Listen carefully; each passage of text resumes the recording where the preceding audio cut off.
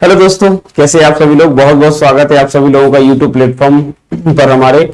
मैं Krishna Kushwaha all exam place पर आप सभी लोगों का बहुत बहुत स्वागत करता हूं।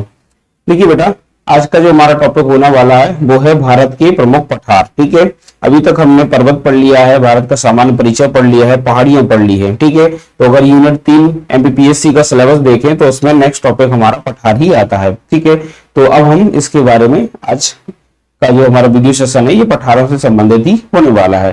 तो आज के इस वीडियो लेक्चर में आपको पठारों से संबंधित संपूर्ण जानकारी मिलेगी। आपको पठारों का अगर आपने एक प्रकार से रिवीजन कर लिया है तो ये एमसीक्यू और पीवाईक्यू आपके लिए बहुत ही महत्वपूर्ण होने वाले हैं। ठीक है, तो पठारों से प्रश्न आते हैं हमारे पीएससी में, इसीलिए आपको इसके एमसीक्यू लगा लेने चाहिए। ठीक है, साथ ही साथ हमारी श्रृंखला के साथ लगातार जुड़े रहिए, क्योंकि ये श्रृंखला आपके लिए एमपीपीएससी 2026 अप्रैल के लिए काफी ही क्या होने वाली है, बेनिफिशियरी होने वाली है। ठीक है, तो इस तरीके से भारत के अगर बात करें भूगोल से संबंधित यूनिट नंबर 3 से संबंधित जितने भी महत्वपूर्ण प्रश्न रहेंगे आपको लगा लेने हैं, ताकि आपको एग्जाम में किसी प्रकार की दिक्कत ना जाए। तो आज का हमारा जो ये चौथा टॉपिक है भारत के प्रमुख पठार, आइए इसको देख लेते हैं। इसमें पहला प्रश्न क्या बोलता है, देखिएगा। पहला प्रश्न है भारत के कुल क्षेत्रफल का लगभग कितना प्रतिशत क्षेत्रफल पठारीय है। ठीक है, कितना प्रतिशत क्षेत्रफल पठारीय है ये पूछा जा रहा है हमसे। तो भारत के क्षेत्रफल का कितना प्रतिशत भाग कैसा है बेटा, प्लेट्यू है या पठारी रीजन के रूप में देखा जाता है। तो अगर हम देखें इसमें तो इसका सही आंसर क्या आएगा बेटा, इसका सही आंसर आएगा 28%। अगर हम देखें बेटा भारत में पठारी क्षेत्र कितना है, अगर देखिएगा तो ये लगभग 28% के आसपास है। मैदानी भाग कितना है, तो मैदानी भाग 43% के आसपास है। और अगर हम देखें पर्वतीय भाग कितना है, पर्वतीय भाग लगभग 30% के आसपास हमें देखने को मिलता है, 29-30% के आसपास है। तो इस तरीके से अगर आप देखोगे तो भारत में ये डिस्ट्रीब्यूशन है पठारी, मैदानी और पर्वतीय भागों का। आपको याद रखना है भारत में कितने प्रतिशत, लगभग 28% भाग पर पठारी क्षेत्र का विस्तार मिलता है। ठीक है, इसमें बहुत सारे पठार आते हैं। दक्कन का पठार है, ठीक है, इसके अलावा छोटा नागपुर का पठार, बुंदेलखंड का पठार, बघेलखंड का पठार, ठीक है, तेलंगाना का पठार, रायलसीमा, कर्नाटक, तमिलनाडु, बहुत सारे पठार इसके अंतर्गत आते हैं। ठीक है, चलिए ये सब के सब प्रायद्वीपीय पठार के भाग हैं, है ना। अब दूसरा प्रश्न क्या बोलता है, इसको देख लेते हैं। पामीर को इस नाम से भी जाना जाता है, पामीर के पठार को इस नाम से भी जाना जाता है। इसको विश्व का खेल मैदान कहते हैं, विश्व की दीवार, विश्व का पठार या दुनिया की छत। ठीक है, तो इस तरीके का प्रश्न हम पहले भी सॉल्व कर चुके हैं। पामीर के पठार की बात करें तो इसको दुनिया की क्या कहा जाता है, छत कहा जाता है, roof top of the world कहा जाता है। ठीक है, दुनिया की छत के नाम से जानते हैं। क्यों ऐसा कहते हैं, क्योंकि अगर इंडिया के अगर देखें इस भाग में तो मध्य एशिया में पामीर का पठार विकसित अगर बात करें फैला हुआ है। इसको हम पामीर ग्रंथि भी कहते हैं। क्या कहते हैं बेटा, पामीर ग्रंथि के नाम से जानते हैं, पामीर ग्लैंड है। इससे 3 श्रेणियां निकली हुई हैं। अगर आप देखोगे तो पश्चिम में हिंदू कुश है, पश्चिम में हिंदू कुश है, पूर्व में क्युनलुन है और दक्षिण में काराकोरम है, काराकोरम है। तो इस तरीके से अगर आप देखोगे तो पामीर की जो ग्लैंड है इससे 3 महत्वपूर्ण श्रेणियों का उद्गम हुआ है भारत में। ट्रांस हिमालय का उद्गम या काराकोरम का इसी से हुआ है। ठीक है, पामीर ग्लैंड जो है वो मध्य एशिया के अंतर्गत आती है और ये विश्व की रूप कहलाती है या दुनिया की छत, क्योंकि इसकी ऊंचाई अगर देखें तो अगर इसको देखिएगा तो 5500 मीटर से लेकर 6000 मीटर तक इसकी ऊंचाई है।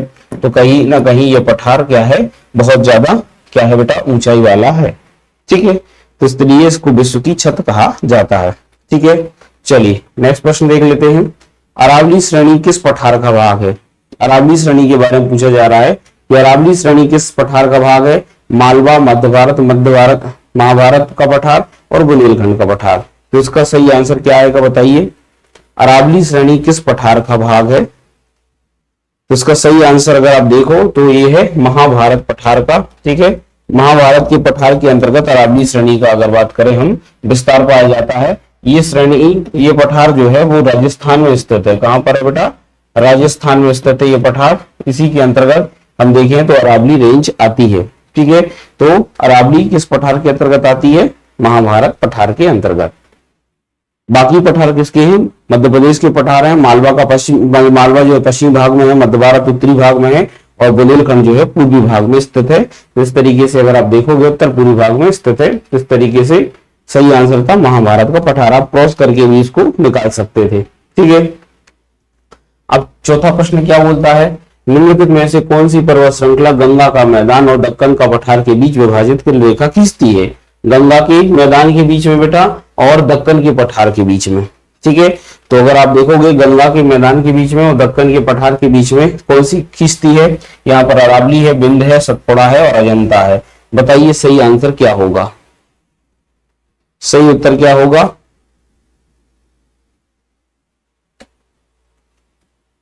तो यहां पर अगर आप देखोगे तो इसका सही उत्तर क्या होगा बेटा? इसका सही उत्तर होगा, अगर आप देखोगे तो नॉर्दर्न ग्रेट प्लेन्स, उत्तर के मैदान, ठीक है, और ये भारत का कौन सा हो जाएगा? प्लेट्यू वाला भाग, ठीक है, जिसको कहते हैं अपन प्रायद्वीपीय पठार।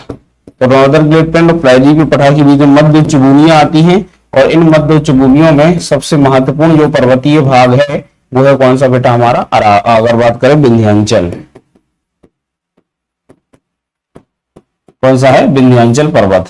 तो यहां पर सही आंसर क्या आएगा? B is the right answer, Vindhyachal पर्वत इसका सही आंसर आएगा। ठीक है, तो गंगा के मैदान और प्रायद्वीपीय पठार के बीच में यानी दक्कन के पठार के बीच में अगर हम देखें, उत्तर के विशाल मैदान में गंगा का मैदान आता है और प्रायद्वीपीय पठार का उत्तरी भाग दक्कन का पठार कहलाता है। इन दोनों के बीच में क्या मिलता है? हमें विंध्य रेंज मिलती है, इन दोनों को अलग करती है।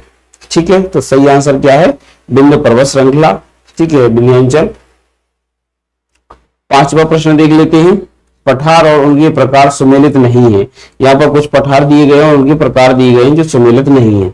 लद्दाख का पठार कह रहे हैं अंतर पर्वतीय पठार है। यूनान का पठार एक गिरिपद पीडमोंट पठार है। ठीक है, पर्वत के पदीय क्षेत्र में पाया जाता है, पीडमोंट पठार है।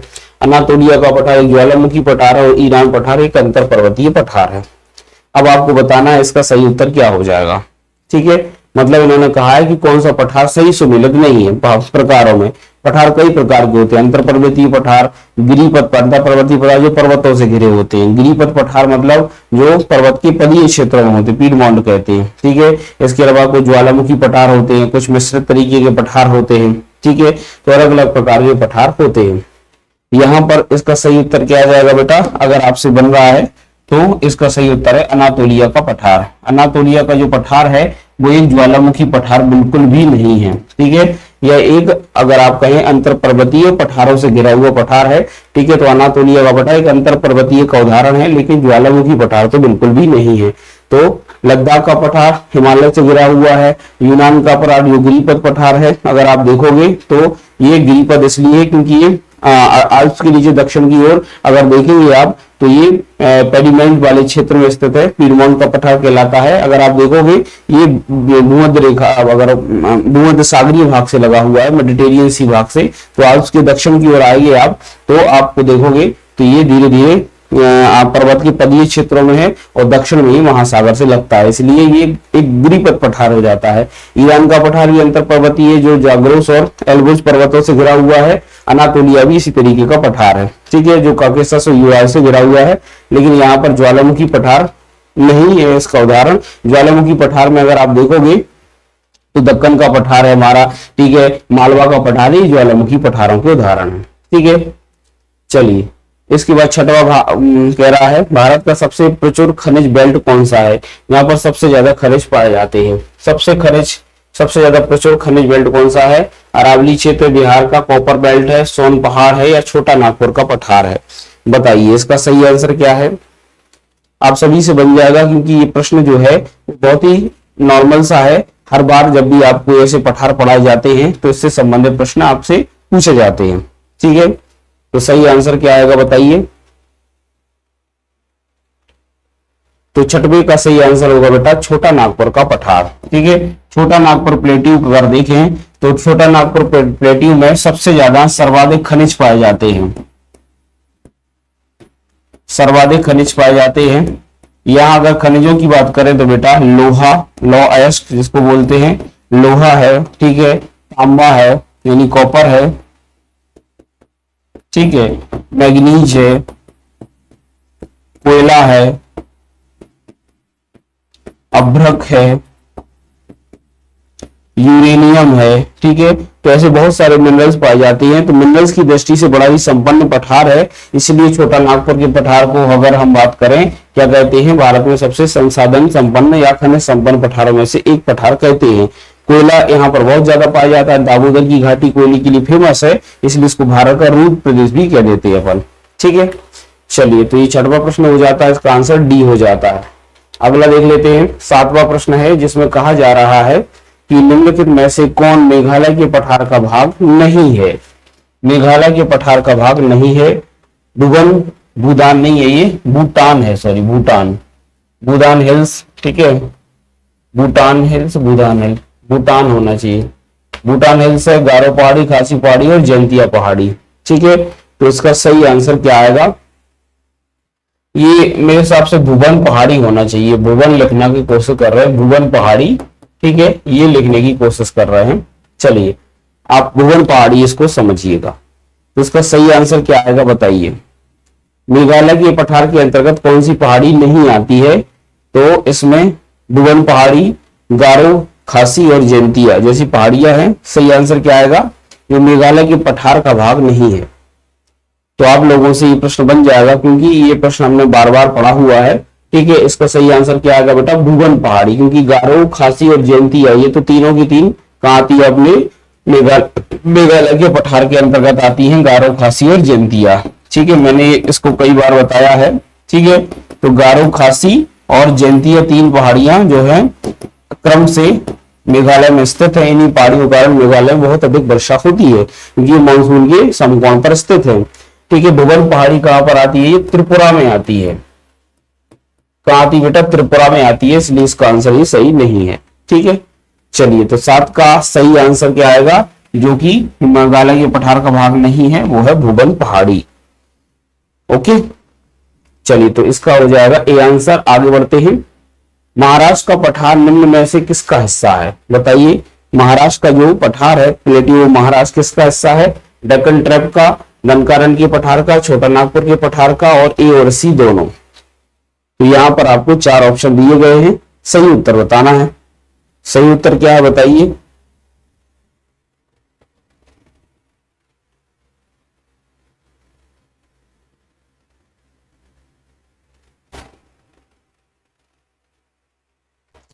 तो देखिएगा, अगर महाराष्ट्र का पठार देखें तो महाराष्ट्र का पठार किसका भाग है बेटा, ये दक्कन ट्रैप का भाग है, ठीक है। दक्कन ट्रैप का भाग है, इसमें दनकारण बिल्कुल नहीं आएगा, छोटा नागपुर भी नहीं आएगा। तो इसका सही आंसर क्या आएगा, A is the right answer. Deccan के पठार का भाग है, दक्कन ट्रैप का भाग है, जो कि क्रेटेशियस काल में बना हुआ है। कब बना हुआ, क्रेटेशियस काल में। और ये ज्वालामुखी पठार है, ज्वालामुखी पठार का उदाहरण है। ज्वालामुखी पठार है, या इसी को हम लावा पठार भी कहते हैं, जहां पर बेसाल्ट रॉक पाई जाती है। बेसाल्ट चट्टानें हमें यहाँ पर देखने को मिलती है, ठीक है। तो दक्कन ट्रैप क्रेटेशियस काल में बनी, ज्वालामुखी के उद्भेदन से बनी, और यहाँ पर अगर बात करें बेसाल्ट चट्टानों की प्रधानता है, इसी के कारण यहाँ पर रेगोर या काली मिट्टी की प्रधानता है, तो कपास का क्षेत्र बन जाता है ये। तो महाराष्ट्र का पठार ए आंसर इसका सही हो जाएगा, दक्कन ट्रैप का भाग है। अगला, निम्न में से कौन सा राज्य दंडकारण्य पठार के अंतर्गत नहीं आता है। निम्न में से कौन सा राज्य दंडकारण्य पठार के अंतर्गत नहीं आ रहा है। उड़ीसा, तेलंगाना, तमिलनाडु और आंध्र प्रदेश, ठीक है।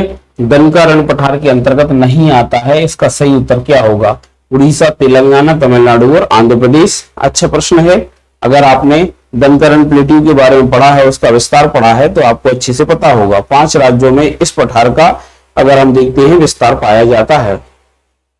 तो इसका राइट आंसर आपको बताना है, बताइए क्या आंसर इसका होगा।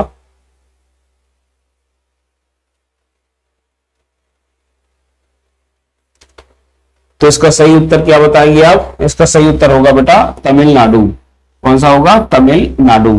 तमिलनाडु दंडकारण्य के पठार का भाग नहीं है। अगर आप दंडकारण्य के पठार का विस्तार देखोगे बेटा, तो ये पठार 5 राज्यों में फैला हुआ है। सबसे ज्यादा इसका विस्तार है, मैक्सिमम विस्तार अगर आप देखोगे तो कहां पर बेटा, छत्तीसगढ़ में, फिर तेलंगाना में है, फिर अगर बात करें आंध्र प्रदेश में है, फिर उड़ीसा में है, और थोड़ा सा महाराष्ट्र में भी थोड़ा बहुत बाउंड्री टच करती है। इस तरीके से 5 राज्यों में हमें इसका विस्तार देखने को मिलता है। बेसिकली ये ज्यादातर तो 4 में फैला हुआ है, लेकिन महाराष्ट्र में भी थोड़ा सा इसका टच करता है भाग, ठीक है, बाउंड्री टच करता है, ऐसा आप कह सकते हैं। चलिए नेक्स्ट देख लेते हैं। बाबा बुदन हिल्स निम्न में से किस पठार पर स्थित है? बाबा बुदन की जो पहाड़ी है वो किस पठार पर स्थित है? गंगारण, महाराष्ट्र, मैसूर और छोटा नागपुर के पठार। बताइए इसका सही आंसर, 10वें का सही आंसर क्या आएगा?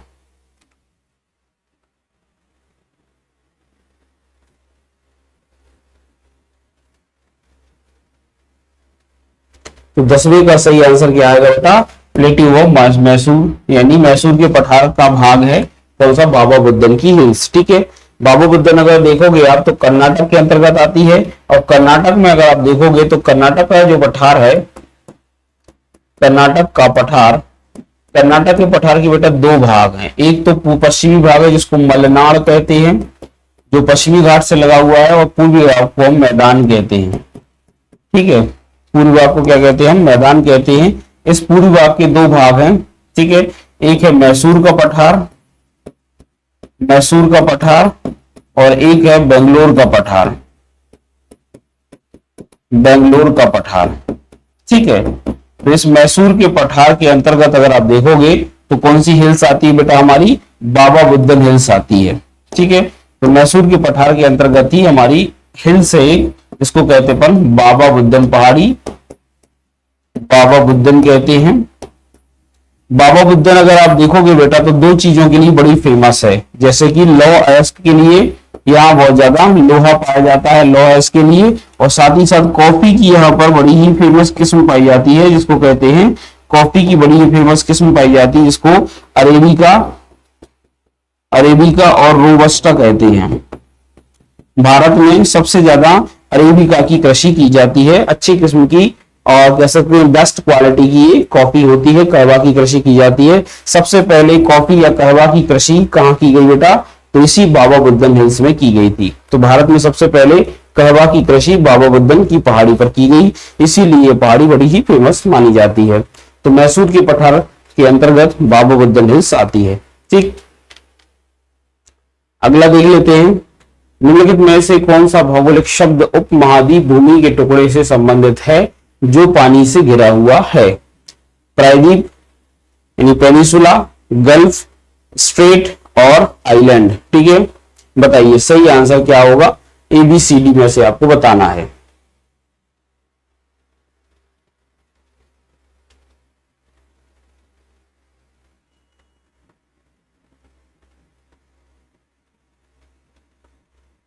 तो सही आंसर क्या हो जाएगा? तो देखिए अगर बात करें उपमहाद्वीप जो भाग होता है, उपमहाद्वीप सामान्य तौर पर उस भूभाग को कहा जाता है जो एक प्रकार से आप ऐसा कह सकते हो कि उपमहाद्वीप, वैसे उपमहाद्वीप की भूमि में बहुत सारी डाइवर्सिटी पाई जाती है। जैसे भारत एक उपमहाद्वीप रीजन है, तो भारत उपमहाद्वीप रीजन है जो अगर आप देखोगे चारों ओर चारों मतलब भारत में बहुत सारी भू आकृतियां हैं। उत्तरी में पर्वत है, मैदान है, पठार है, दक्षिण में ये महासागरों से घिरा हुआ है, ठीक है। तो इस तरीके से एक डाइवर्सिटी के कारण से, बहुत सारी विविधता पाए जाने के कारण से, महाद्वीपों जैसी विविधता पाए जाने के कारण से इसको उपमहाद्वीप कहते हैं। अब यहाँ पर लिखा हुआ है कि निम्न में से कौन भौगोलिक शब्द उपमहाद्वीप भूमि के टुकड़े से संबंधित है जो पानी से घिरा हुआ होता है? तो यहाँ पर अगर भारत में देखें तो भारत में प्रायद्वीप जो है वो दक्षिण भारत में प्रायद्वीप पठार है जो उपमहाद्वीप का भाग है। भारत में खाड़ी, जलमग्न द्वीप, ये सब चीजें भी भारत में पाई जाती हैं, लेकिन ये कह रहे हैं भौगोलिक शब्द उपमहाद्वीप भूमि के टुकड़े से संबंधित है, यानी उपमहाद्वीप की भूमि से संबंधित है। तो पेनिसुला जो है इसका सही आंसर हो जाता है। क्यों? क्योंकि अगर आप भारत के रीजन को देखें तो भारत में उत्तर में अगर आप देखो पर्वतीय भाग है, मध्य में मैदानी भाग और दक्षिण में पठारी भाग है, ये उपमहाद्वीप की भूमि के टुकड़े हैं। तो यहाँ पर एक ही ऑप्शन मिल रहा है प्रायद्वीपीय भाग, ठीक है। बाकी की जो बातें हैं वो उपमहाद्वीप के टुकड़े से संबंध नहीं, लेकिन उपमहाद्वीप की डाइवर्सिटी से जरूर संबंधित है। तो इसका आंसर सही आ जाएगा, ए आ जाएगा, ठीक है। अब 12वां प्रश्न देखते हैं। निम्न में से किसी मॉलिसिस बेसिन, या अगर बात करें मॉलिसियस बेसिन भी बोलते हैं, बेसिन भी कहा जाता है, तो किसको मॉलिसिस बेसिन कहा जाता है? ये PSC का PYQ है, ठीक है। ये PYQ है, ये प्रश्न पूछा गया है ना। बताइए मणिपुर, त्रिपुरा, मिजोरम और नागालैंड। 12वीं का सही उत्तर क्या आएगा? तो मॉरिशियस बेसिन जो है बेटा वो मिजोरम के अंतर्गत आता है। मिजोरम में आप देखोगे तो बहुत सारी नदियां बहती हैं, मतलब अगर बात करें इसमें बहुत सारी नदियां हैं, जैसे कालादान है, ठीक है, ठीक है, और सारी नदियां हैं, ठीक है, और सारी नदियां हैं बहुत, है ना। तो अन्य नदियां कह सकते हैं हम, अन्य नदियां, ठीक है। तो ये मिजोरम में बहती हैं और इन्हीं के द्वारा कंकड़ पत्थर, ठीक है, से युक्त जो क्षेत्र है, युक्त भूमि या क्षेत्र है, उसी को क्या कहते हैं बेटा, मॉलिसेस बेसिन कहते हैं, मॉलिसेस बेसिन कहते हैं। तो जो मॉलिसेस बेसिन है ये मिजोरम के अंतर्गत आता है और मिजोरम में जो नदियां बहती हैं यही कंकड़ पत्थर और दानेदार या कह सकते हो पथरीले क्षेत्र का निर्माण करती हैं, जिसको मॉलिशियस बेसिन या मॉलिसेस बेसिन कहते हैं। तो इसका सही आंसर क्या आ जाएगा, Mizoram is the right answer, ठीक है। अगला, पटल निम्न में से पटल विरूपण प्रक्रिया के अंतर्गत कौन सी प्रक्रिया नहीं आती है। पटल विरूपण का भाग डायस्ट्रोफिक अगर बात करें का भाग नहीं है, डायस्ट्रोफिक या डायस्ट्रोफिज्म प्रोसेस का भाग नहीं है। बताइए कौन सी प्रक्रिया इसमें आ जाएगी। ठीक है, जो पटल विरूपणी प्रक्रिया के अंतर्गत नहीं आ रही है, डायस्ट्रोफिज्म प्रोसेस के अंतर्गत नहीं आ रही है, यही है पर्वतनी मतलब ओरोजेनिक, हेट्रोजेनिक, अर्थक्वेक और प्लेट विवर्तनिक या प्लेट टेक्टोनिक। सही आंसर इसका क्या होगा बताइए।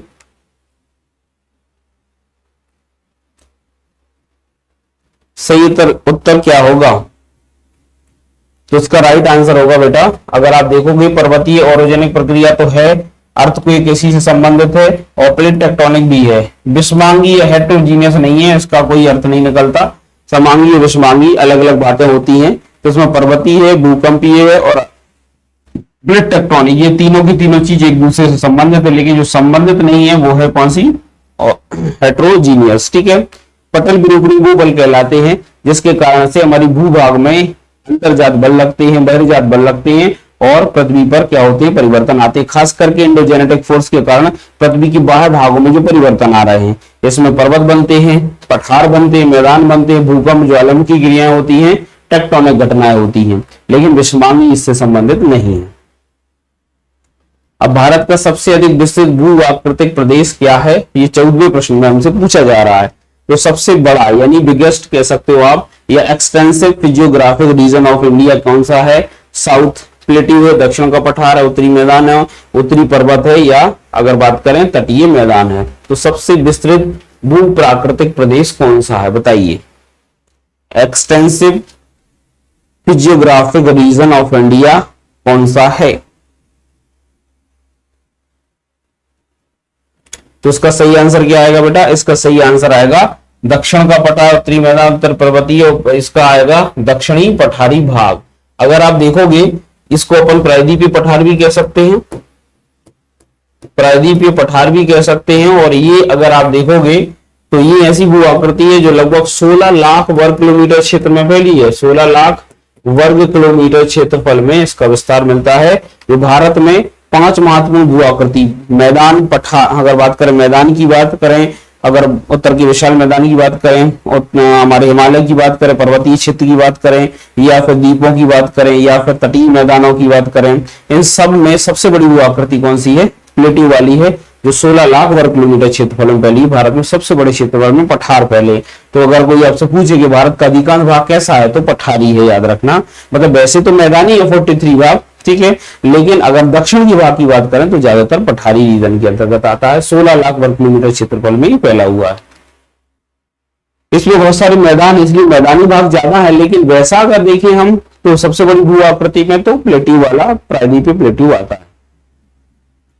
अरावली और विंध्य श्रृंखलाओं के मध्य कौन सा पठार स्थित है, मालवा, छोटा नागपुर, दक्कन का पठार और प्रायद्वीपीय पठार। सही आंसर बताना है, बताइए। सरल प्रश्न है, बन जाना चाहिए। अरावली और विंध्य पर्वत श्रृंखलाओं के मध्य में अगर आप देखोगे बेटा तो हमारा कौन सा, मालवा का पठार स्थित है।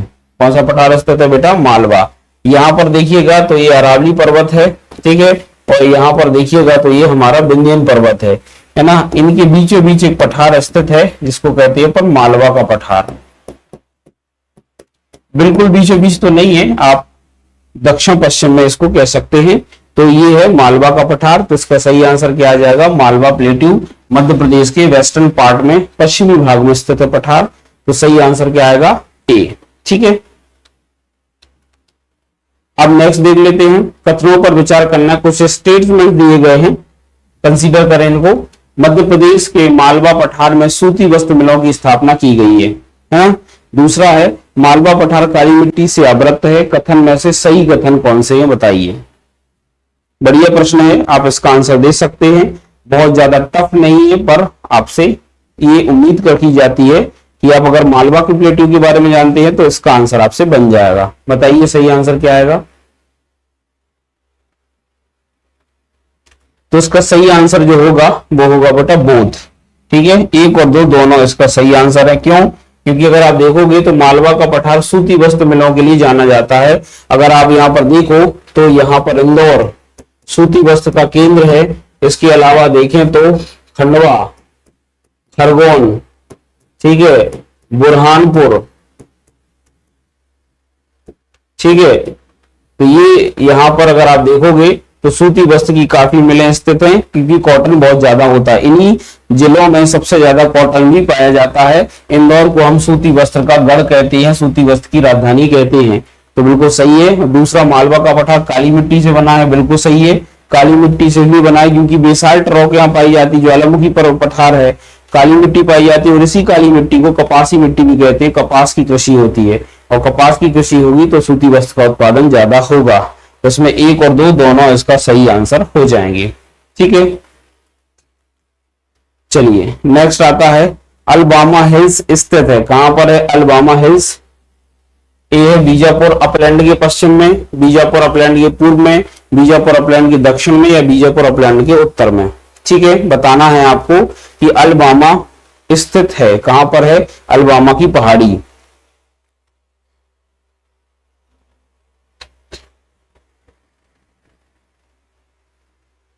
तो इसका सही आंसर अगर आप देखो बेटा तो ये कर्नाटक के पठार के अंतर्गत आती है, जो बीजापुर अपलैंड के पश्चिम में स्थित है। ये उठा हुआ भाग है अपलैंड है, जो पश्चिमी घाट से लगा हुआ है। अपलैंड एरिया है, स्कार्पलैंड के कारण ये भाग ऊपर की ओर उठ गया है। तो अपलैंड बीजापुर अपलैंड के पश्चिम में स्थित है। ठीक है, तो वेस्टर्न साइड में यानी पश्चिमी भाग में स्थित है कौन सी बेटा, अलबामा हिल्स या अलबामा की पहाड़ी। ठीक है, तो इसका सही आंसर क्या आएगा, A is the right answer. ठीक है, अब एक और अच्छा प्रश्न है। छोटा नागपुर का पठार है, एक अग्रगंभीर, एक गर्त, एक पदस्थली और एक संप्राय मैदान। बताइए सही आंसर क्या आएगा। छोटा नागपुर का पठार क्या है। छोटा नागपुर का पठार किस चीज का उदाहरण है, एक अग्रगंभीर, एक गर्त, एक पदस्थली या संप्राय मैदान।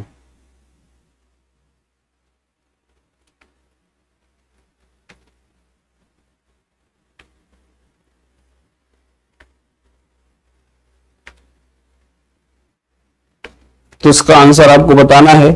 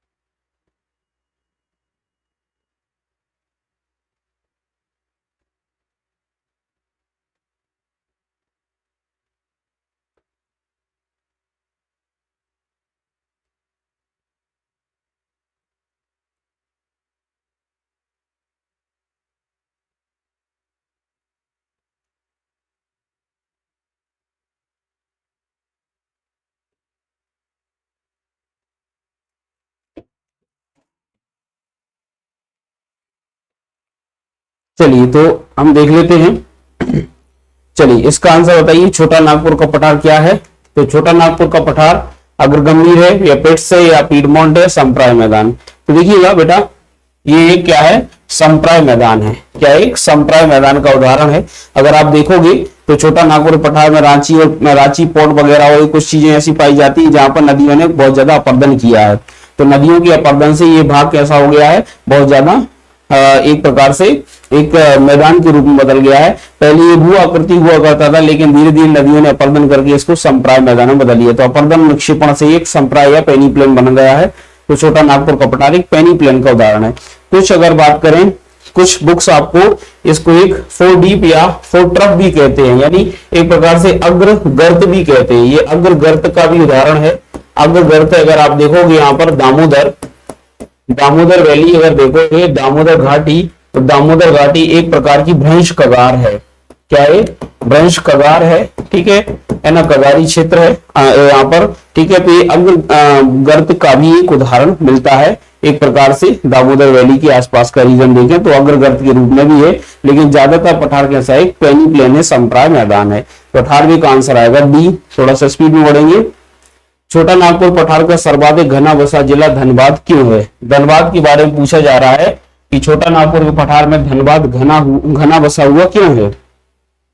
उपजाऊ मिट्टी और सिंचाई की सुविधा के कारण, खनिज संसाधनों की उपलब्धता के कारण, खनिज उद्योग का विकास और औद्योगिकरण के कारण, या उपरोक्त में सभी। ठीक है, बताइए सही आंसर क्या होगा इसका?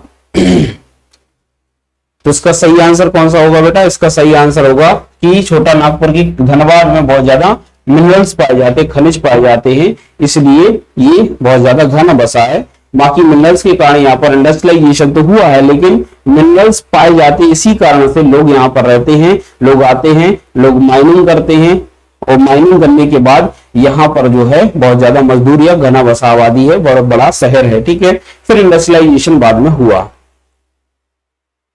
20वां प्रश्न है, दंडकारण्य की अवस्थिति के बारे में पूछा जा रहा है कि दंडकारण्य की अवस्थिति क्या है? छत्तीसगढ़, मध्य प्रदेश में, छत्तीसगढ़ उड़ीसा में, झारखंड उड़ीसा में, आंध्र प्रदेश और झारखंड में। तो दंडकारण्य का पठार अभी मैंने बताया था आपको, इसका सही उत्तर क्या आएगा? ये छत्तीसगढ़ और उड़ीसा में फैला हुआ है। इसका सही आंसर ये है। ठीक है, बाकी आंसर जो है, जैसे इसमें झारखंड ये गलत हो गया, यहाँ भी झारखंड है, इसमें मध्य प्रदेश है, ये भी गलत हो गया। ठीक है, तो इस तरीके से आंसर सही क्या आएगा इसका? बी। ठीक है, तो दंडकारण्य क्षेत्र किस राज्य में स्थित है? फिर से पूछ लिया ये प्रश्न। तो कहां पर आता है बेटा? ये छत्तीसगढ़ में आता है। इनमें से एक से अधिक सही है? हाँ, ये सही है। इसका आंसर ई आएगा। इनमें से एक से अधिक सही है, क्योंकि उड़ीसा में, छत्तीसगढ़ में और तेलंगाना में, तीनों में फैला हुआ दंडकारण्य का पठार। ठीक है, तो इसमें से ई आंसर बिल्कुल सही हो जाता है।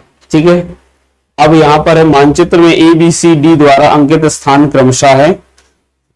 ये गलत टाइप हो गया, इसको छोड़ देते हैं अभी। ठीक है, 22वें प्रश्न को छोड़ देते हैं, क्योंकि मैप का यहाँ पर जिक्र नहीं है, मैप नहीं बनाया गया है, टाइपिंग अकेली कर दी, मैप नहीं बनाया गया है, तो उसको अपन छोड़ देते हैं। ठीक है, ये देखिए बेटा, आपको ज्योग्राफी विषय के लिए अगर आपको नेट सेट AP की तैयारी करनी है तो हमारे लिए बहुत ही सुनहरा मौका है आप सबके लिए। यहाँ पर अगर आप देखो, हमारा जो अगर बात करें प्लेटफॉर्म है आपके लिए, असिस्टेंट प्रोफेसर का, नेट का, सेट का ये जो कोर्स है, इसको 2000 रुपए में लेकर आया है। यहाँ पर 3000 रुपए की अगर बात करें, 3000 रुपए का ऑफर पहले दिया जा रहा था, इसको और भी घटाकर कितना कर दिया गया है? 2000 रुपए कर दिया गया है।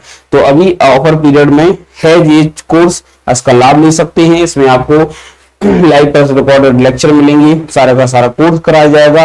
मैं खुद इसमें हर यूनिट को 10 की 10 यूनिट को पढ़ाता हूं। तो ज्योग्राफी विषय का आप ये क्या ले सकते हैं? कोर्स ले सकते हैं, अपनी फैमिली फ्रेंड्स सबको बता सकते हैं। अगर आप नहीं कर रहे हैं तो दूसरों को भी रिकमेंड कर सकते हैं। 23वां प्रश्न देखें, भारत के दक्कन के पठार का बेसाल्ट निर्मित लावा शैलों का निर्माण हुआ है। तो दक्कन के पठार पर बेसाल्ट निर्मित लावा शैलों का निर्माण हुआ है क्रेटेशियस में, प्लीस्टोसीन में, कार्बोनिफेरस और मायोसीन काल में। कौन से काल में ऐसी प्रक्रिया हुई जिससे ज्वालामुखी का उद्भेदन हुआ और उससे बेसाल्ट रॉक बनी है? तो इसका सही आंसर क्या आ जाएगा बेटा? इसका सही आंसर है क्रेटेशियस काल में। अगर आप देखोगे तो मध्यजीवी महाकल्प का अंतिम जो काल है वो क्रेटेशियस काल है। क्रेटेशियस काल में बहुत ज्यादा ज्वालामुखी के दरारी उद्भेदन और केंद्रीय उद्भेदन की घटनाएं हुई, जिसके चलते क्या हुआ बेटा, बहुत सारा मैग्मा निकला जो कि लावा के रूप में जमा, और इसी ने क्या बनाया है, बेसाल्टिक रॉक बनाई है। ठीक है, तो दक्कन का जो पठार है वो बेसाल्टिक इसलिए क्योंकि क्रेटेशियस काल में ज्वालामुखी एक्टिविटी यहाँ पर बहुत ज्यादा एक्टिव थी। 24वां प्रश्न देख लेते हैं। भारत के अतिरिक्त प्रायद्वीपीय पर्वत निर्मित हुए। भारत के अतिरिक्त कहां पर निर्मित हुए? भारत के अतिरिक्त प्रायद्वीपीय पर्वत निर्मित हुए हैं एक्स्ट्रा पेनिसुलर माउंटेन्स, इजोइक में, पैलियोजोइक में, मेसोजोइक में और सीनोजोइक काल में। किस काल में बताइए?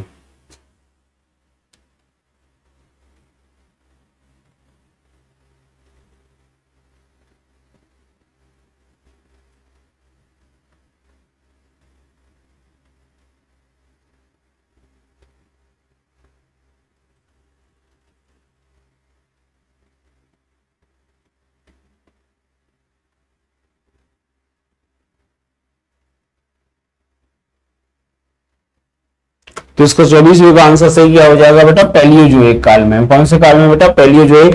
पैलियोजोइक में देखें तो बहुत सारे पर्वत बने हैं, जैसे कि अगर बात करें कैम्ब्रियन काल में बना विंध्य पर्वत, ठीक है, विंध्यांचल बड़ा बना, ठीक है। इसके अलावा अगर आप देखेंगे तो सिल्यूरियन, डिवोनियन और कार्बोनिफेरस कालों में भारत में अगर आप देखोगे तो सतपुड़ा बना, ठीक है। इसके अलावा अगर बात करें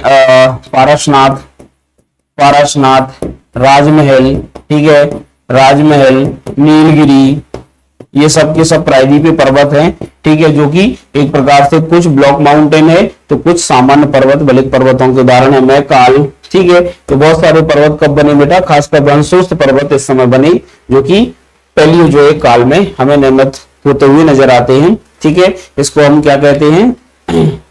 अगर बात करें इसको पुराजीवी महाकल्प कहते हैं। तो पुराजीवी महाकल्प में ये ज्यादातर हमारे प्रायद्वीपीय पर्वतों का निर्माण हुआ है, ठीक है। चलिए, सीनोजोइक काल में हम देखते हैं फिर हिमालय का निर्माण हुआ, ठीक है, जिसको नवजीवी महाकल्प भी कहते हैं।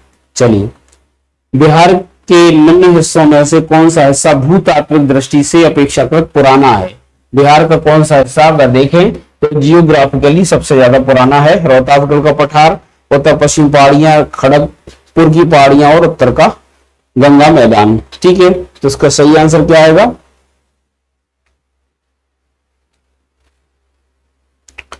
सही आंसर बताना है आपको। तो 25वें का सही आंसर है रोहतासगढ़ का पठार। प्लेटिव रीजन है जो कि विंध्य पर्वत श्रेणी के अंतर्गत आता है। प्री कैम्ब्रियन काल में बना। कब बना बेटा? प्री कैम्ब्रियन काल में बना। प्री कैम्ब्रियन काल में बना। विंध्यांचल का जो है पर्वतीय भाग या हिस्सा कह सकते हो आप, रोहतासगढ़ का पठार है, पूर्वी भाग है विंध्यांचल का, ठीक है, जो कि बिहार में आता है। बाकी पहाड़ियां हो ये नवजीवी एसी में जो है काल में नवजीवी महाकल्प में बनी, नवजीवी महाकल्प में बनी। और गंगा का जो मैदान है ये भी नवजीवी महाकल्प में ही, नवजीवी क्या कहूं कि इसको अपन नूतन महाकल्प में कह सकते हैं, नूतन महाकल्प में बना, यानी ये बना विशेष तौर पर प्लीस्टोसीन ओलोसीन कालों में, ठीक है। तो कहीं ना कहीं सबसे पुराना हो जाता है हमारा रोहतासगढ़ का पठार, ठीक है।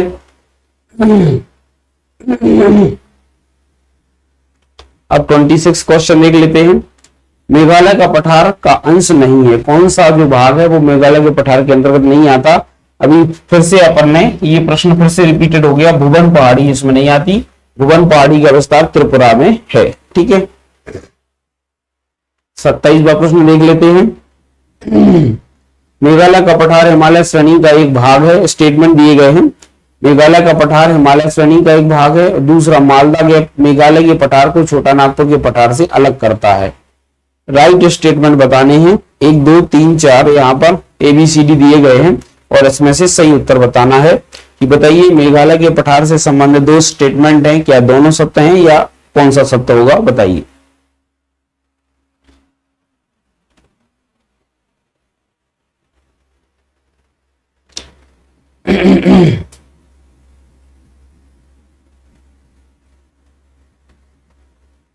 तो इसका राइट आंसर अगर आप देखें तो मेघालय का पठार हिमालय श्रेणी का भाग है, बिल्कुल सही है ये स्टेटमेंट। और दूसरा देखें तो मालदा के मेघालय के पठार को छोटा नागपुर के पठार से अलग करता है, ये भी बिल्कुल सही है। यानी दोनों आंसर इसके कैसे हो जाते हैं? सही। देखो सबसे पहले तो बात करें मेघालय का पठार हिमालय श्रेणी का, एक मिनट, मेघालय का पठार हिमालय श्रेणी का भाग है, ये गलत है, ये प्रायद्वीपीय पठार का भाग है, सॉरी। और दूसरा वाला बिल्कुल सही था, यानी इसका सही आंसर क्या आ जाएगा, इसका सही आंसर है केवल दो, केवल दो इसका सही आंसर है। अगर आप देखोगे मेघालय का पठार प्रायद्वीपीय पठार का भाग है, ठीक है, प्रायद्वीपीय पठार से ही हमारा मेघालय का पठार बनता है। तो ये अगर आप देखेंगे भारत में तो पेनिसुलर इंडिया में यहाँ पर मालदा गैप पाया जाता है, इसके बाद यहाँ पर है मेघालय का पठार, ठीक है। तो मेघालय का पठार है, यहाँ पर छोटा नागपुर है, छोटा नागपुर, ठीक है। तो छोटा नागपुर के पठार और मेघालय के पठार बीच में आता है मालदा गैप, ठीक है, जिसको राजमहल गारो गैप भी कहते हैं। ये मालदा गैप है, ये निचली भूमि है, ठीक है। कैसी भूमि है, एक निचली सी भूमि है, दबी हुई धसी हुई अवतलाकार भूमि है, जिसके कारण से ये दो पठार एक दूसरे से क्या हो जाते हैं, अलग हो जाते हैं, ठीक है। तो अगर आप देखोगे तो ये प्रायद्वीपीय पठार का ही भाग है, यहाँ पर एक गैप पाया जाता है, निचली भूमि पाई जाती है, जो छोटा नागपुर रीजन को मेघालय के पठार से अलग करती है, ठीक है। तो यहाँ पर ए आंसर गलत हो जाए, ए स्टेटमेंट गलत है, क्योंकि ये हिमालय श्रेणी का भाग नहीं है, ठीक है। जबकि मालदा गैप जो है छोटा नागपुर के पठार को मेघालय के पठार से अलग करता है, ये बिल्कुल सही है, ठीक है। 28वां प्रश्न देख लेते हैं।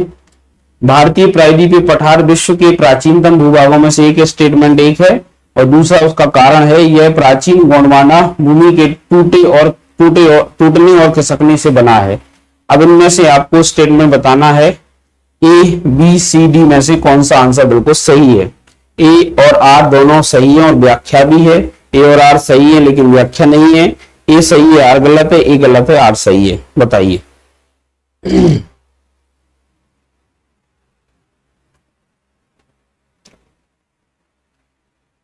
तो इसका सही उत्तर क्या होगा बताइएगा।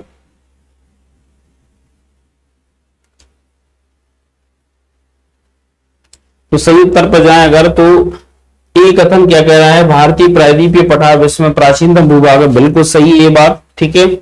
चलिए दूसरा कारण यह प्राचीन गोंडवाना भूमि के खिसकने टूटने से बना है, बिल्कुल सही है। अगर आप देखोगे कार्बोनिफेरस के बाद जब पेंजिया का विभाजन होता है तो हम देखते हैं कि ये अफ्रीका से निकलकर भारत तक आया है, इसका विषुवत रेखीय खिसकाव है। वेगनर की थ्योरी अगर पढ़ें, प्लेट टेक्टोनिक देखें तो इससे सिद्ध भी हो जाता है। तो दोनों ही बात बिल्कुल सही है, और प्राचीन गोंडवाना भूमि है इसलिए विश्व का सबसे प्राचीनतम भाग हो जाता है। तो बिल्कुल इसकी व्याख्या भी बिल्कुल सही हो जाती है, यानी ए और आर दोनों ही सत्य हैं और व्याख्या भी करते हैं, ठीक है। तो इस तरीके से अगर आप देखो तो ए आंसर बिल्कुल सही हो जाता है। 29 देख लेते हैं। प्रायद्वीपीय स्टेटमेंट फिर से आ जाते हैं। कथन एक है कि प्रायद्वीपीय भारत की अधिकांश नदियां पश्चिम से पूर्व की ओर बहती हैं, ठीक है, पश्चिम से पूर्व की ओर बहती है। दूसरा है प्रायद्वीपीय पठार का सामान्य ढाल पश्चिम से पूर्व की ओर है, ठीक है। तो कारण और कथन इसमें दिए गए हैं, आपको एबीसीडी में से सही उत्तर को चुनना है, बताइए कौन सा उत्तर सही है।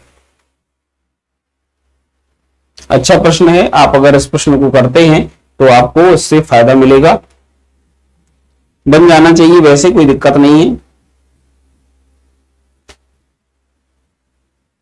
तो इस प्रश्न का आंसर अगर देखें हम, तो कथन ए जो कह रहा है कि प्रायद्वीपीय भारत की अधिकांश नदियां पश्चिम से पूर्व बहती, बिल्कुल सही है। पश्चिम से पूर्व इनका अगर बात करें बहाव है, और बहती इसलिए है क्योंकि प्रायद्वीपीय पठार का जो ढाल है वो भी पश्चिम से पूर्व की ओर है, यानी ये ज्यादातर बंगाल की खाड़ी में गिरती हैं। चाहे गोदावरी हो, चाहे कृष्णा हो, कावेरी, महानदी, बहुत सारी जो नदियां हैं वो पश्चिम से पूर्व की ओर बहती हैं, बड़ी बड़ी नदियां हैं और बंगाल की खाड़ी में गिरती हैं, डेल्टा का निर्माण करती है। तो इनका ढाल चूंकि पश्चिम से पूर्व की ओर, इसलिए सारी नदियां ढाल के अनुरूप बहेंगी, क्योंकि पानी तो ढाल के अनुरूप ही बहता है ना। तो रीजन भी बिल्कुल सही है, यानी ए और बी स्टेटमेंट दोनों सही है और आर ए की सही व्याख्या करता है, ठीक है। तो आंसर क्या आ जाएगा, ए का ए आ जाएगा, ठीक है। चलो अब अगला देख लेते हैं। ए और बी में कथन कह रहा है कि नर्मदा और ताप्ती नदियां पूर्व से पश्चिम की ओर बहकर अरब सागर में गिरती हैं, ठीक है। दूसरा है आर कहता है कि ये नदियां भ्रंश घाटियों से प्रवाहित होती हैं, ठीक है। तो आपको इसका सही उत्तर बताना है।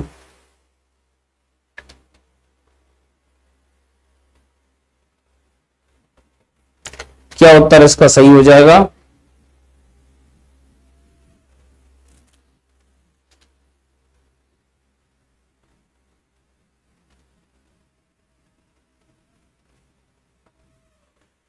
तो देखिएगा बेटा, नर्मदा और ताप्ती नदियां पूर्व से पश्चिम की ओर बहती हैं, बिल्कुल सही बात है। ये नदियां अगर आप देखोगे प्रायद्वीपीय भारत के अंतर्गत दो बड़ी नदियां हैं जो उल्टी बहती हैं, पूर्व से पश्चिम की ओर बहती हैं। क्यों? क्योंकि ये इन भ्रंश घाटियों में बहती हैं, रिफ्ट वैलीज में बहती हैं। इन भ्रंश घाटियों का ढाल कहां से है बेटा? पूर्व से पश्चिम की ओर है। ठीक है, ये दोनों ही रिफ्ट वैली में बहती हैं और पूर्व से पश्चिम की ओर इनका ढाल है, इसीलिए पूर्व से पश्चिम की ओर इनका बहाव है और अब सागर में गिरती है। यानी कहीं ना कहीं कारण भी सही है और कथन भी बिल्कुल सही है। भ्रंश घाटी में अगर ये नदियां नहीं बहती तो ये पूर्व से पश्चिम की ओर कभी नहीं जाती। ठीक है, तो ये बिल्कुल सही है और यहां पर इसका आंसर क्या हो जाएगा? ए हो जाएगा। ए और आर दोनों सही है और आर ए की सही बिल्कुल व्याख्या है। ठीक है, तो 30 का आंसर आ जाएगा ए। 31 देख लेते हैं। विचार करना है।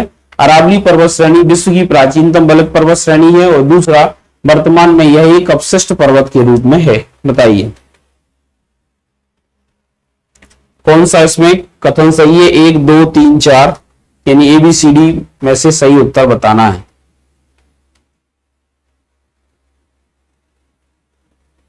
तो इसका सही आंसर क्या हो जाएगा बेटा? तो अरावली पर्वत श्रेणी विश्व की प्राचीनतम में बिल्कुल सही है, ये प्री कैम्ब्रियन काल में बनी और वर्तमान में यह एक अपशिष्ट भाग या कह सकते हैं रेसिडुअल माउंटेन है, बिल्कुल अपशिष्ट भाग है, शेष रह गया है। मैं पहले ही आपको बता चुका हूं। तो इसके दोनों ही कथन क्या है? बिल्कुल सही हो जाते हैं। तो ये भी इसका आंसर हो जाएगा 31 का सी। फिर है प्रायद्वीपीय पठार के बारे में कौन सा कथन असत्य है? यह एक स्थिर भूखंड है जहां भूकंप आने की संभावना बहुत कम है। ठीक है, इस पठार की सभी नदियां डेल्टा बनाती हैं। विंध्य श्रेणी एक अपशिष्ट पर्वत है और दक्कन का पठार लावा निक्षेपों से बना है। ठीक है, सही आंसर क्या है जिसमें से असत्य कथन पूछा गया है? ठीक है, तो अपन देख लेते हैं सही आंसर क्या आएगा इसका। देखिए, यह एक स्थिर भूखंड है जहां भूकंप आने की संभावना बहुत कम है, तो बिल्कुल सही बात है ये। इस पठार की सभी नदियां डेल्टा बनाती हैं, ये गलत है, सभी नहीं बनाती। कुछ प्रमुख नदियां डेल्टा बनाती हैं, गंगा है ना, सॉरी क्या बोलते हैं, अगर बात करें हम गोदावरी है, कृष्णा है, कावेरी है, महानदी जैसी नदियां बनाती है, लेकिन सब नहीं बनाती। विंध्य श्रेणी एक अपशिष्ट पर्वत है, ये भी बिल्कुल सही है। विंध्याचल एक अपशिष्ट माउंटेन है। ठीक है, पुराना पर्वत है, अपशिष्ट है, लेकिन भ्रंशोस पर्वतीय भी है। ठीक है, तो भ्रंश भी है लेकिन अपशिष्ट रेसिडुअल के अंतर्गत ही आता है। दक्कन का पठार लावा निक्षेपों से बना है, ये भी बिल्कुल बात सही है। सभी नदियां डेल्टा नहीं बनाती, ये गलत हो जाती है बात। तो आंसर इसका क्या आएगा बेटा? बी आएगा, सब नदियां डेल्टा नहीं बनाती। इनमें से कौन सा पठार मध्य उच्च भूमि सेंट्रल हाईलैंड्स का भाग है? बताइए, हिस्सा नहीं है, सॉरी सेंट्रल हाईलैंड्स का हिस्सा नहीं है। मालवा, बुंदेलखंड, तेलंगाना और मध्य भारत का पठार। ठीक है, तो इसका सही आंसर क्या आएगा?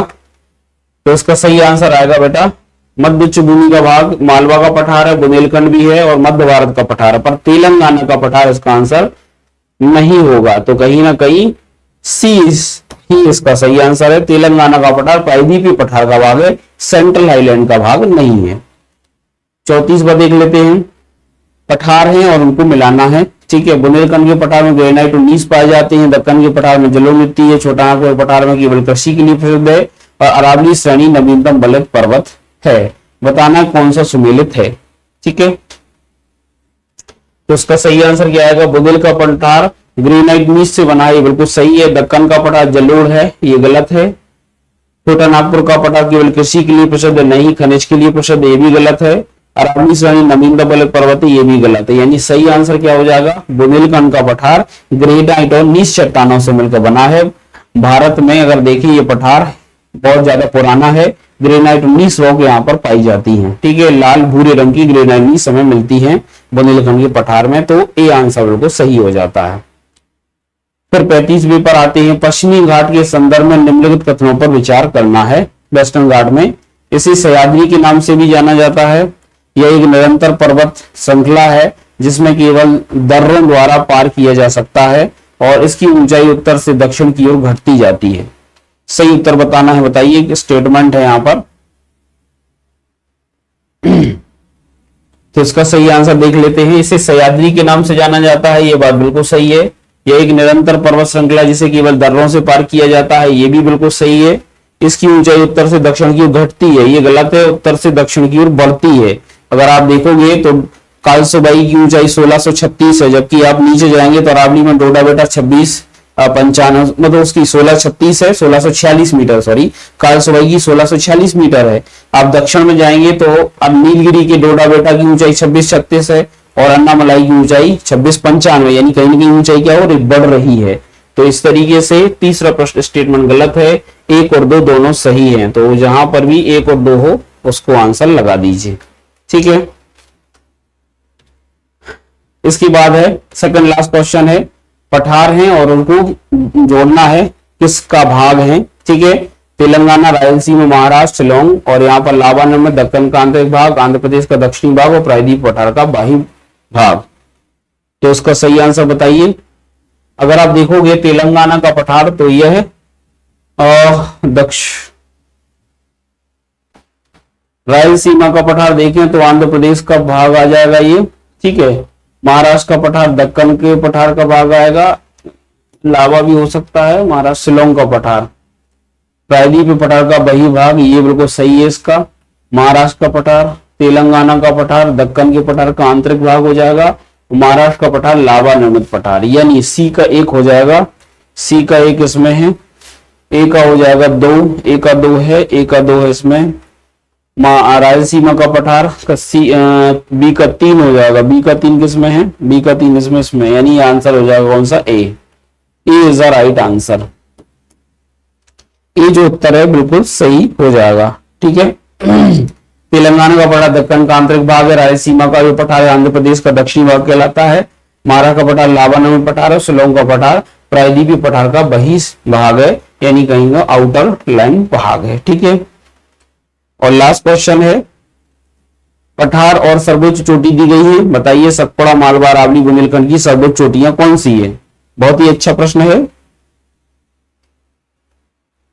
तो उसमें अगर हम देखें, देखिएगा सतपुड़ा पठार की सबसे ऊंची, सतपुड़ा पर्वत की सबसे ऊंची चोटी धूपगढ़ है, मालवा के पठार की सबसे ऊंची चोटी सिगार है, अरावली की सबसे ऊंची चोटी गुरु शिखर है और बुंदेलखंड की कौन सी बेटा, सिद्ध बाबा, यानी 1 का 2, बी का 1, सी का 4 और डी का 3, यानी आंसर क्या हो जाएगा इसका बेटा, ए हो जाएगा, ठीक है। तो इस तरीके से अगर आप देखोगे तो ये हो जाता है इसका सही आंसर। चलिए, तो ये जो सेशन है ये यहीं पर खत्म हो जाता है हमारे। आज हमने पठारों से संबंधित महत्वपूर्ण प्रश्नों की चर्चा की है। अगर आपको लगता है कि पीएससी में आपको बेहतर करना है तो बिल्कुल आप इस सेशन को और जितनी भी हमारी यूनिट नंबर 3 से संबंधित आने वाले सेशन आ रहे हैं उसको भी आप अच्छे से करिएगा, उससे भी आप ज्वाइन करिएगा और क्वेश्चन लगाने की प्रैक्टिस करना। ये कोर्स भी आप परचेस कर सकते हैं, रिकमेंड कर सकते हैं अपने भाइयों को, अपने दोस्त यारों को, मित्रों को, जो भी चाहे। मात्र 2000 रुपए में assistant professor all exam place पर चलाया जा रहा है। मैं खुद इसमें क्लासेस लेता हूं, लाइव प्लस रिकॉर्डेड क्लासेस आपको मिलेंगी और बहुत सारी फैसिलिटीज हैं। तो चाहें तो ऑफर पीरियड में इसका लाभ ले सकते हैं, ठीक है बेटा। चलिए, तो आज का सेशन हम यहीं पर खत्म कर लेते हैं। बहुत बहुत धन्यवाद आप सब लोगों का। Thank you very much. जय हिंद, नमस्कार।